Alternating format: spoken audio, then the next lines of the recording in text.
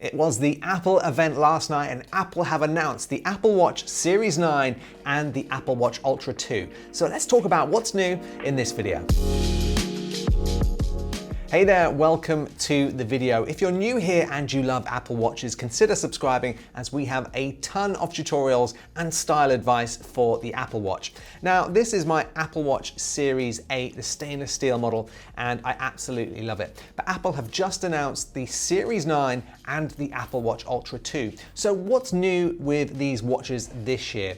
Well, the first big change is the processor inside the Apple Watch Series 9. In the Series 9, we have the S9 chip, and apparently it's twice as fast as the Apple Watch Series 8.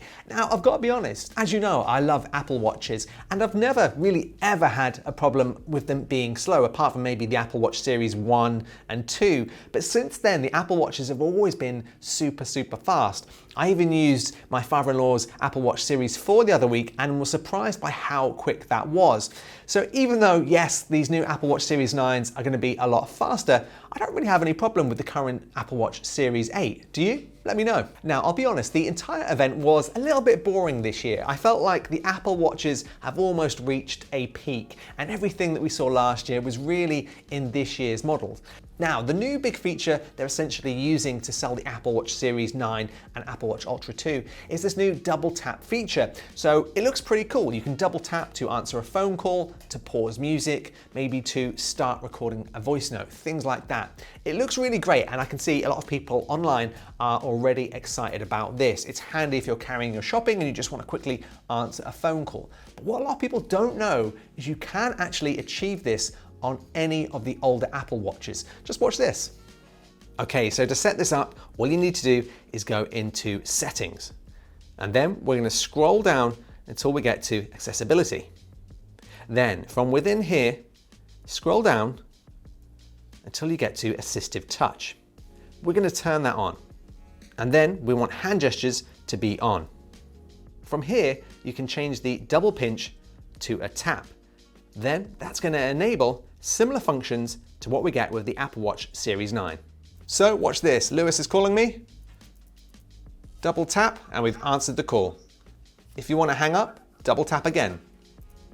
Now, I'm really interested to see what people think of this feature when it comes to real life usage. It looks very cool in a video, but how well will this work? It's Apple, of course, usually their things work very well, but will this accidentally go off when we're carrying things? Maybe when we're talking with our hands, can we set our Apple Watch off? Is it going to hang up phone calls halfway through a phone call? It's going to be very interesting to see how this works. Is this going to be one of those features, a little bit like the always on display on the iPhones, that people just end up turning off? Another new feature is the 2 times brighter display. Now, this is actually a pretty good feature. If you use your Apple Watch out and about on treks, maybe in the sea in summertime, it can be a little bit hard to see the Apple Watch screen in bright sunlight. So I think any improvements to the screen is always a good thing. Next up, we've got big improvements to Siri on the Apple Watch. Now, we've always had it here on the Apple Watch, but you always had to have an internet connection to be able to use it. Now, the problem with that is that if you're on a run, maybe you didn't take your iPhone with you and you don't have the cellular Apple Watch, you couldn't actually use it at all. You couldn't stop a run or start a run, things like that. So what they've done is they've put Siri on device. This means you're going to be able to use Siri on the go, and that's going to be fantastic for starting exercises, calling friends or family, and things like that. There's a new chip inside the Apple Watch which is going to make it really good for finding other devices like your iPhone.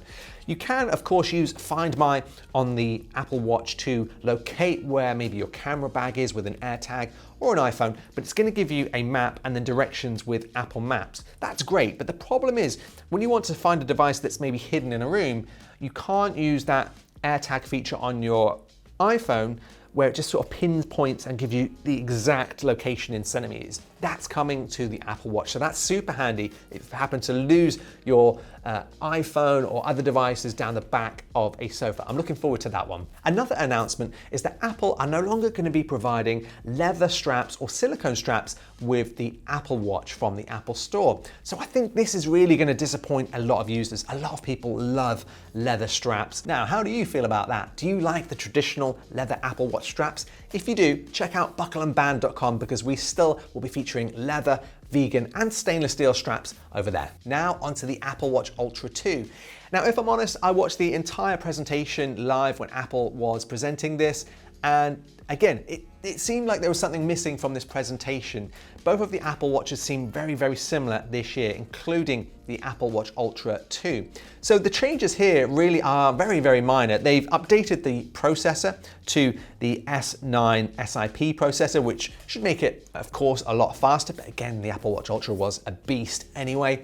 They've made the screen much brighter and it's going to go to 3000 nits now. So again, that's really good if you are into hiking, that kind of thing, maybe into surfing. It's going to be great for that. They've added a new Apple Watch face, and I really like this one. They've brought the elements of the Apple Watch face design right to the edges, including some of the complications. It's going to be interesting to see if this new face comes to the Apple Watch Ultra 1.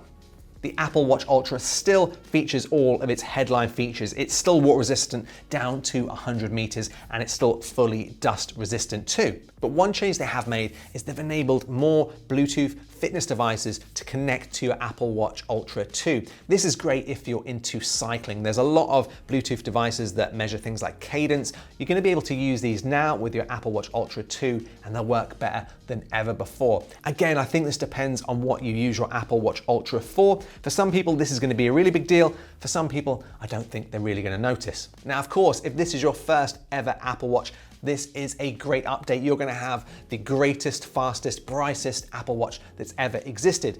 If you already own a Series 6, 7, 8, is it worth the upgrade? I'm not really sure. I don't think a lot of people are going to see a huge difference here. And if you already own the Apple Watch Ultra, unless you're really into cycling, I don't think you're going to see some major improvements here that are really going to make you want to throw away your Apple Watch Ultra Series 1. Let me know in the comments section below. Will you be buying your first ever Apple Watch? I love the Apple Watch. If you do, I hope you enjoy yours. Or will you be upgrading from a previous version? Let me know all your thoughts and comments below in the comments section. Give us a like, a thumbs up, and I'll see you in the next video.